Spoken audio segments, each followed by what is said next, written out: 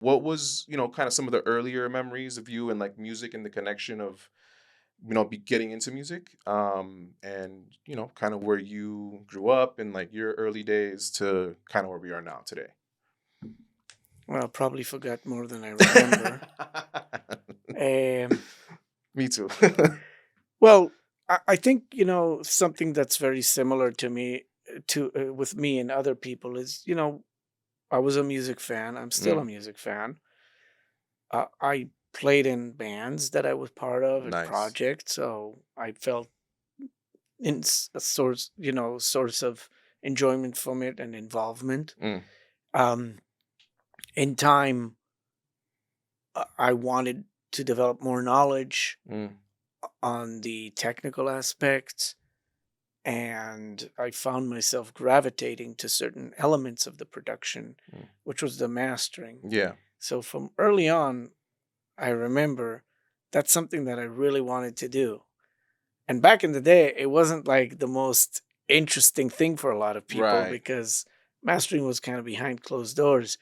Most were like into do production, Right. recording, mixing. Right. And I did want that. And I've done that to a certain degree, of course, with bands of mine. But I really found myself gravitating to that part where it's just before it's released. Mm.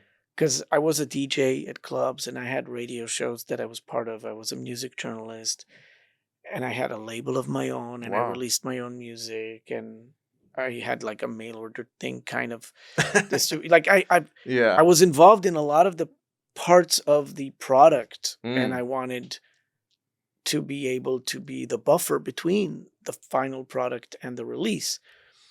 And I had my own bands which I, made did shows with and Mm. recorded and released records, CDs Yeah. and stuff like that back then. So I always felt that I think that the final step was that there for me. Mm. Probably because I also felt that that's the least political element of the process. Mm. You know, you need less to be a diplomat there. Yes. Um, Totally agree. and also I was a broadcasting engineer for a lot of years, so Mm. I kind of had an understanding of the process in the end. Mhm. And when you do some radio, I had a radio, like an internet radio, Oh, when it was wow. still new, like I'm talking about 2004. Wow. Um, and of course, when you DJ, you see what moves the crowd, For you see sure. what works in the club, For sure. so your perspective is from a lot of places Mhm. as after the fact. And Right. mastering is just one step before after the fact. Right. It's you got me the mix, now I'm tweaking it, and now it's It's out there. out there, Yeah. with distribution and whatever Right, right. release form. But that's what I felt that was the right thing for me, and I tried to go there as much as possible. There were a lot of challenges on Right, the right, way right. because it's not like today where you can buy a computer for not much money and Mhm. a bundle of plugins that are amazing for cheap. Yep. And there's weekend sales, for Yep. $29 or Every other whatever. week and Yeah, back then, if you wanted a bundle of plugins, you were looking at a few $1,000. I mean, like absolutely. 4,000, 6,000 bucks, and computers were expensive to be if you were good Yeah. computers and converters and gear. Everything was like really Oh, so expensive expensive. and not easy to get a hold of because not all the Absolutely. vendors would have it. Right. It's not like you would walk in any store and they had stuff. Right, right, right. But today, different ball game. Totally different. If I was starting today, oh, it was much easier and cheaper too. Oh, goodness. I And would today, for even have sure. great headphones that Yeah. back then you wouldn't have. Even speakers. Today, there's affordable speakers that sound amazing. Yeah. So everything changed, of course. But the journey is part of it, and you learn so much on the way. Mm. So, so I worked, doing other audio jobs. I did some live sound. Mhm. I did stage work, monitor engineering.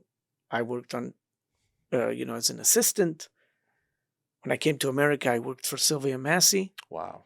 and I did the various jobs at the studio. Sometimes I was an assisting for tracking. Sometimes I was assisting for mixing. Yeah. I did some mastering work on stuff that I brought in, and there was some stuff there. Um, I did mixing for some projects. I did tracking for some projects. I did kind of overall studio maintenance stuff. Right, right. It's like You've literally done it all. I Most wouldn't of say all, but it. you know, I did what I needed to do then as part of the staff in the studio. Hmm. If I've done it to the best abilities, well, Yeah, you're yeah. learning, right? So Yeah, yeah, yeah. maybe then I was doing the best I knew how to do, or At or the time, could. yeah. Yeah, at the time, but I learned from every part of the process, and I Yeah. progressed. Yeah. And that's what important.